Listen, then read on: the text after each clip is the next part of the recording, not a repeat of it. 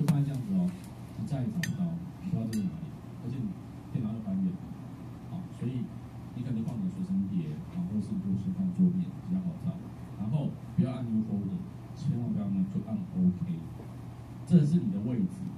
这个才是你的 folder， 所以这边按 folder 就好了。然后就一个 test， 好，然后从今天开始养成习惯，底线加上日期，啊，不然每个 test 你都要哪个是哪个 test， 好，按 refresh， 好，出来以后我们看一下这里，出现一个资料夹。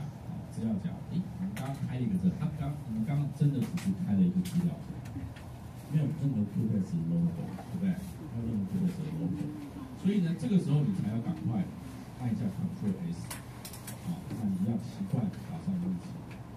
好 ，Ctrl S，